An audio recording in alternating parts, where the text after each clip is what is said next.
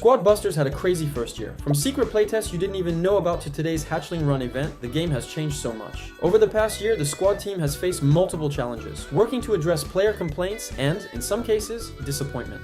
Let's take a look back at this first year of busting squads together. You'll see just how many changes the Squadbusters team has made for the players and why the game might have a great future. Let's begin. 1 year ago, March 2024, Squadbusters hadn't shared any news with the public since its first betas in 2023. But behind the scenes, we, creators, and a few Supercell employees were actually playtesting the game. That's when I first discovered Squadbusters and played a lot during those few days. I even finished first on my local leaderboard. The game was really good and super fun. A little while later, Squadbusters was announced for a soft launch in a few countries. Back then, the game had 4 worlds: Green, Desert, Royal, and Beach, with only a few characters available, just 27 in total. You might also remember that the last evolution was the 3rd one, the Super. It's crazy to think about because nowadays, getting a Super evolution from a star chest feels disappointing. At that time, there were no plaza buildings, the shop had weird offers, there was only one game mode, consumables were available, and the game was much simpler. Meanwhile, the hype kept growing as Supercell teased the global launch on their social media channels. Everything was going fine for Squadbusters with a bright future ahead.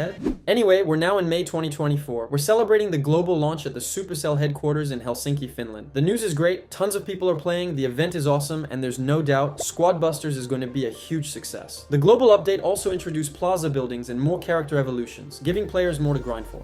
Everything was going great, but just a few weeks after launch, players started to complain. They felt like progression was too slow, especially because of the chest tickets. The game was also seen as too repetitive and lacking the skill depth needed to make it more competitive.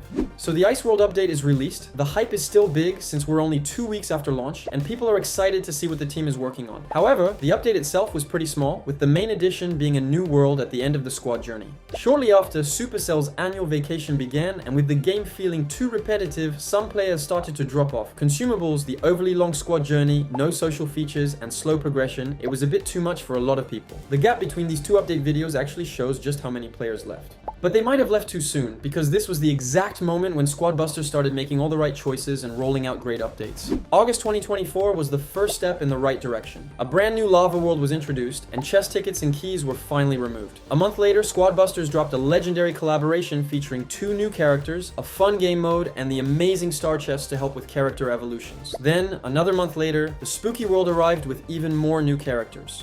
All of these updates were great, but they were missing 2 key things: new ways to play Squadbusters and more depth in gameplay mechanics. The problem was that time kept passing, and by October 2024, those elements were still missing. As a result, you probably noticed that the game unfortunately started to lose popularity. Fewer content creators, fewer players, and declining revenue month after month.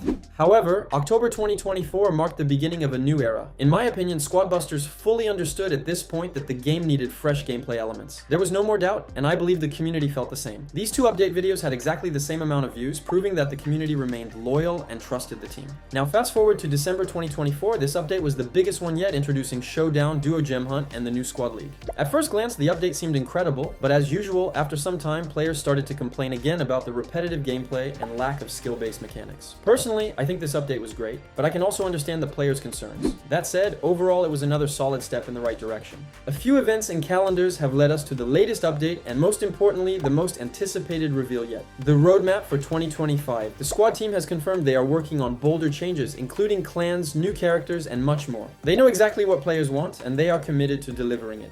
What people sometimes forget is that game development takes a lot of time, so a little patience is needed. But looking back at this first year, did you notice how every Squadbusters update since August aimed to address player complaints? The team is always listening, and that's their biggest strength. Even the smaller updates, like the spooky and hatchling ones, played a role in preparing for biggest changes. And if what they said is true, the April update might be absolutely crazy. This team truly wants the best for the game. Maybe Squadbusters launched a little too early, but they are steadily improving things. Progression is faster, we now have multiple game modes, regular events, calendars, piñatas, and hopefully soon, clans and even more gameplay features. They've been fixing everything step by step. The game has a bright future because they listen to their players. This first year was all about refining the experience, and even if we sometimes forget, we've received a ton of new content. Year 2 will be about polishing and making the game even more exciting. I believe in Squadbusters. Don't forget to subscribe, and see you soon.